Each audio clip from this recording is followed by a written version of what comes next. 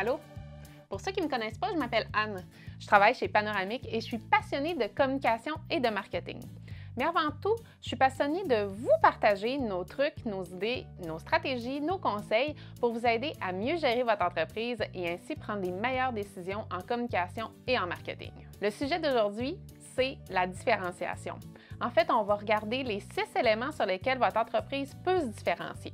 Mais avant qu'on commence, je vais vous inviter à vous abonner à notre chaîne et à cliquer sur la clochette. Ça va activer les notifications puis vous allez toujours savoir quand est-ce qu'on lance des nouvelles capsules.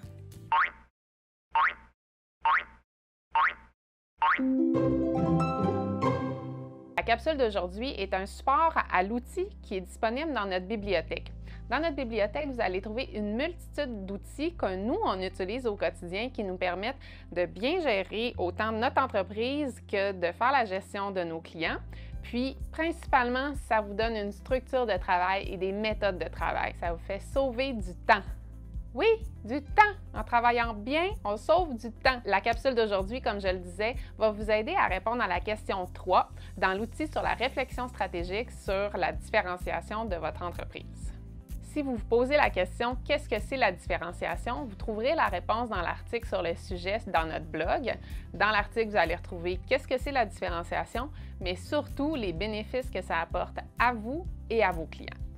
Pour vous parler du premier élément de différenciation sur lequel votre entreprise peut s'attaquer, je vais vous parler de l'entreprise IKEA, puis plus localement, je vais vous parler de l'entreprise Chocolat Favori. Qu'est-ce que ces deux entreprises-là ont en commun?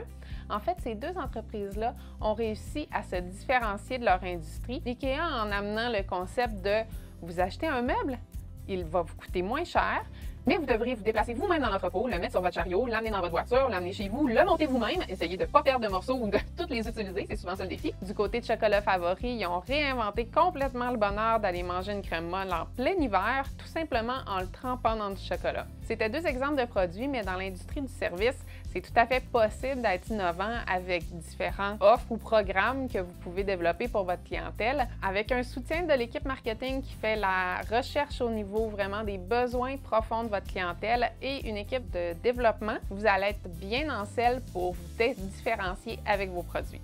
Il y a 3 angles sur lesquels votre clientèle a des besoins. Il y a l'angle fonctionnel, il y a l'angle émotionnel, donc le fait de se sentir bien, de se sentir rassuré, de se sentir heureux, et l'angle social, donc ça souvent ça fait appel au besoin de se projeter dans un univers et de bien paraître. Pour vous parler de la deuxième facette de la différenciation d'une entreprise, je vais vous parler de la marque Febreze. C'est un produit extrêmement poussé qui a été développé par des chimistes. Donc, c'est pas juste du parfum dans une bouteille, mais à l'intérieur du produit, il y a des agents actifs qui vont vraiment détruire la bactérie qui cause la mauvaise odeur. Le message s'adressait aux clients en disant « Utilisez Febreze, vous ne sentirez plus mauvais ». Le problème, c'est que les gens ne voulaient pas se faire dire qu'ils ne sentent pas bon. Et comment ils se sont rendus compte de ça? C'est en analysant le comportement de leurs consommateurs qui, après avoir fait du ménage, du lavage, faisaient toujours le même signe corporel sans s'en rendre compte, soit celui-ci. Donc, cette espèce de petit mouvement inconscient que l'ensemble des gens font quand ils ont fini une tâche ménagère les a amenés à réaliser qu'ils ne communiquaient pas bien les bénéfices de leurs produits. Donc, vous me voyez venir, l'élément de différenciation dans ce cas-ci, c'est la communication. La communication, c'est dans les concepts publicitaires, comme l'exemple que je viens de vous parler, mais c'est pas seulement ça. Ça va plus loin que le logo, le slogan ou la campagne. Les communications, ça va vraiment au niveau de est-ce que vous écoutez ce que les clients vous disent? Les plaintes, comment vous gérez les plaintes? Est-ce que vous les recevez, vous les analysez et vous les commentez en apportant des solutions ou vous êtes toujours sur la défensive? Comment est-ce que vous gérez la fin d'une relation avec un client? Parce qu'on va se le dire, des fois, les clients nous quittent.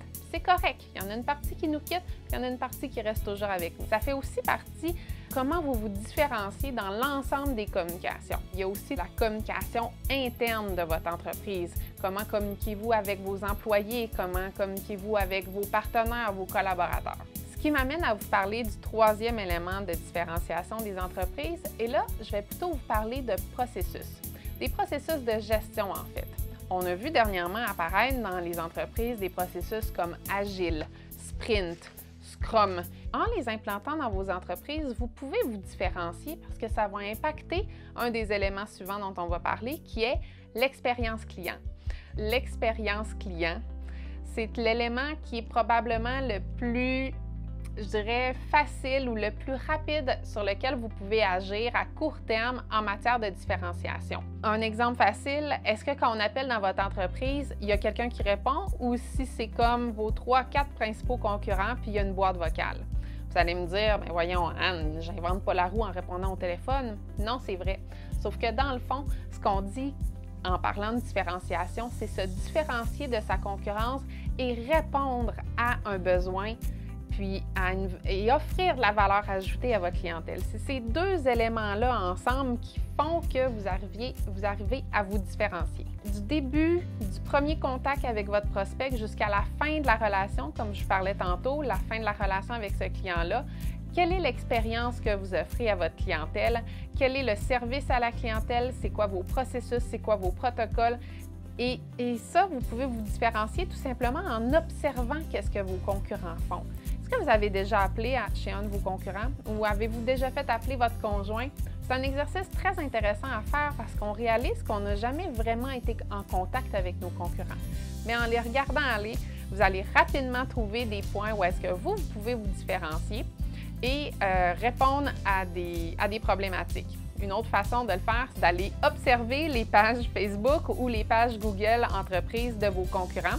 Souvent, vous allez voir des commentaires dans la section commentaires ou recommandations. Prochaine entreprise qui est super inspirante, c'est l'entreprise Dollar Shave. Ils se sont rendus compte que les hommes arrivaient souvent au bout de leur stock de rasoirs, puis pensaient pas aller en acheter. Dollar Shave a imaginé une livraison automatique. Alors, mensuellement, ils ont livré les rasoirs à la maison, chez les gens.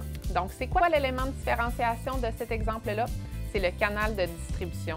Alors que Gillette passait à travers les canaux de distribution des magasins de détail réguliers, eux ont décidé d'utiliser la distribution directe. Alors, le prix est un autre facteur sur lequel vous pouvez vous différencier. Peu importe la stratégie de prix que vous décidez d'opter, un, vous soyez compétitif et deux, vous respectiez la marge de profit dont vous avez besoin pour assurer les opérations de votre entreprise. J'espère que la différenciation est maintenant un moins grand secret pour vous et que ça vous a stimulé à réfléchir à vous améliorer. La meilleure chose que vous pouvez faire pour nous, c'est cliquer sur le pouce en l'air et nous donner vos commentaires.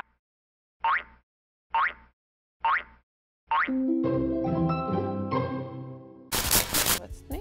Oui. Vous différencier peut vous aider.